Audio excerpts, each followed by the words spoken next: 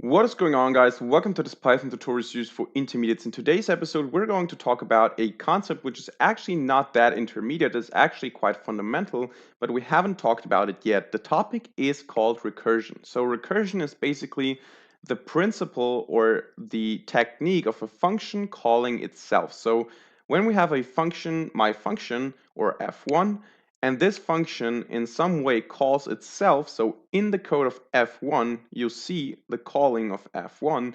This is called recursion, of course. This might lead to some problems because if a function f1 calls itself all the time, this creates an endless loop and creates the so-called stack overflow error, which the site Stack Overflow got its name from. So you want to be a little bit cautious when it comes to recursion, but it's a very effective tool. It's very interesting and it's very important to know about it in programming. So let us get into the code. Now let us start with a quite simple example. We want to implement the mathematical factorial function. So the factorial function can be explained in two ways. In a non-recursive way would be you take a number, for example 9, and to get the factorial of 9, so this is the factorial of 9. To do that, you just take 9 multiplied by the next number that is smaller than 9, so 8. Then you again subtract 1 and multiply it. 7, 6, 5, 4, 3, 2, up until 1.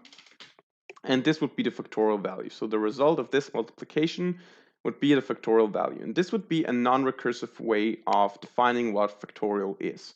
If I define it recursively, what I do is I say 9 factorial is actually just 9 times 8 factorial. 8 factorials here. So because what you see here is 8 factorial, what you see here is 7 factorial, this here is 6 factorial, and so on. And 1, of course, is 1 factorial. So I could define factorial or 9 factorial to be 9 times 8 factorial, but then I can define 8 to be 8 times 7 factorial, and this continues up until 1. So this would be the recursive way, and we're going to implement these two ways of calculating the factorial value in Python right now to show you the concept of recursion. So to start, let's just define a number n that we want to calculate the factorial value of. And to do that, we start with the factorial being 1, and then we say while n is bigger than or greater than 0, so while n is at least 1, what we do is we say factorial equals the factorial value times n. So the first one will be 1 times n, so it would just be 7 in this case. And then every time I decrease, let's do it like that, I decrease n by 1. So in the first iteration, it will say, okay, 7 times 1. And then it will say, okay, now n is no longer 7, it is 6. And the next iteration, it will say 7 times 6. Then it will say, okay, now it's not 6, it's 5. And then it will take the result of 7 times 6 multiplied by 5 until it reaches 1. And then we have the result. So I just have to print fact. And we will get the result of 7 factorial, in this case 5040. Now this would be the non-recursive way. The recursive way would be to call the function, or to define a function factorial of a number, and to call this number, or to call this function in itself. So to call the factorial function in the factorial function. To do this, I define an if-else tree here, and I say if n is less than 1, I return 1. So this is basically what happens when n reaches, or as long as n, or not as long as, but if n is less than 1, I return 1 to define the last point, to define what happens when I reach the number less than 1. Otherwise, I just do the following thing. I say that the number that I want to return the result is just n times the factorial value of n minus 1. This is what I did in the definition initially. I said 9 factorial is just 9 times 8 factorial. And this is what we do here. We say n, or n factorial, is just n times n minus 1 factorial. So then I return this. And actually, recursion is a little bit difficult to get your head around if you hear it for the first time. But you have to imagine if you start with 7, what happens is it goes in the else tree, of course, and then it says, okay, The result is just 7 times factorial 6. And the problem is I never reach this point here because it goes immediately into the next function again. So I get into 6 here, and it says, okay, 6 is 6 times factorial 5. And it goes in circles. It never reaches the return statement here until it gets to 1, because then we reach the number 1. And it returns it, and then we get to 0, and 0 is actually just 1, because n is 0 is less than 1. It gets to this part here, and it returns 1. And then finally, we calculate it, and it returns the final result, which would be 7 factorial in this case. So, as I said, it might be a little bit confusing if you hear it for the first time. Just to practice, just pick a number and try to figure out what this algorithm does and why it does it. Maybe you start with a number 3 or 4, a lower number, because it's more understandable then. And to show you that it gives me the same result here, factorial of 7, we're just going to execute that, and you'll see we get the same result. So the one is recursive and the one is non-recursive. Now, one thing that's very important when it comes to recursion is to not think that recursion is necessarily faster or more effective than an iterative approach. And to show you that this is not always the case, I'm going to implement the Fibonacci sequence, or basically a function that gives me the value of a Fibonacci number at some position. I'm going to implement this function in an iterative way and in a recursive way to show you that the recursive way is way, way slower and the iterative approach is way faster and more efficient. So for those of you who don't know what the Fibonacci sequence is, it's a sequence that starts with 0 and 1, and the next element is always the sum of the previous two elements. So 0 and 1 would be 1, 1 and 1 would be 2, 1 and 2 would be 3, 2 and 3 would be 5, and so on.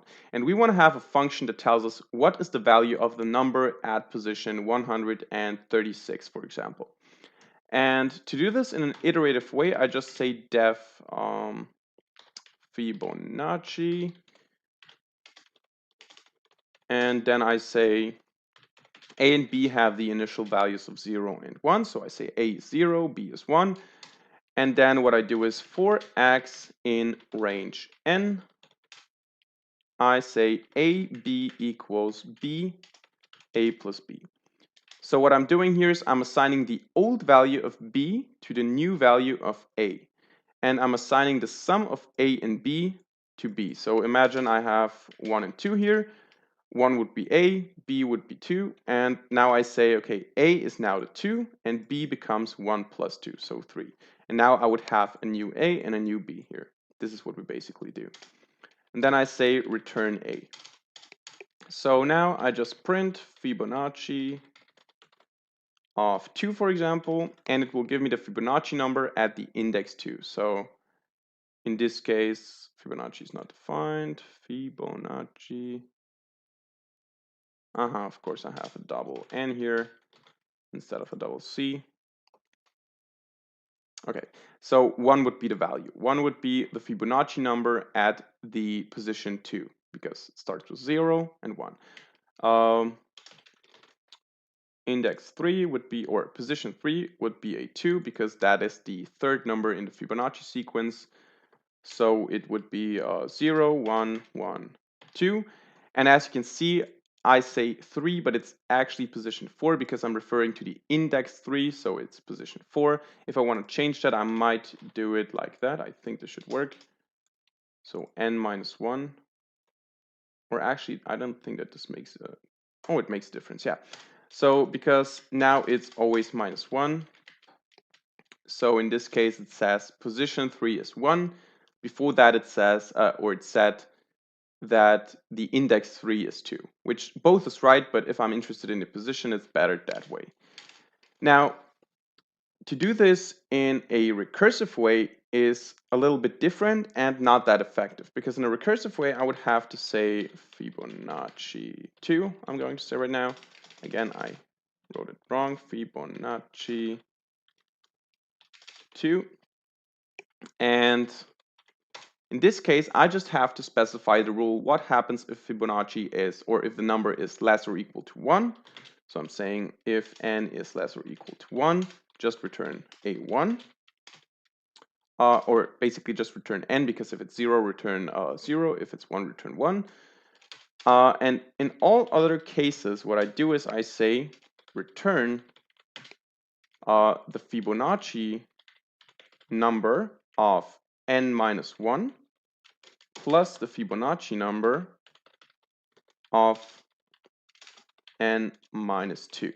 So what I'm saying here is to calculate the value, I always call the Fibonacci function, actually Fibonacci 2, sorry, the Fibonacci function on the number before that and the number 2 before that. So I'm calling it, with every iteration, with every recursion, I'm calling the function twice.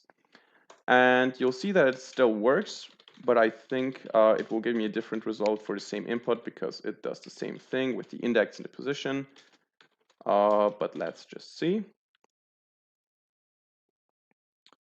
So actually, to get the same result, I have to keep this at n. So we're working with an index here. But you'll see it will always give me the same result. If I enter 30 here and 30 here, I will get the same result, as you can see. But you notice that it's not that much slower because we're dealing with small numbers here. But let's say I pass, I don't know, 3,000 here.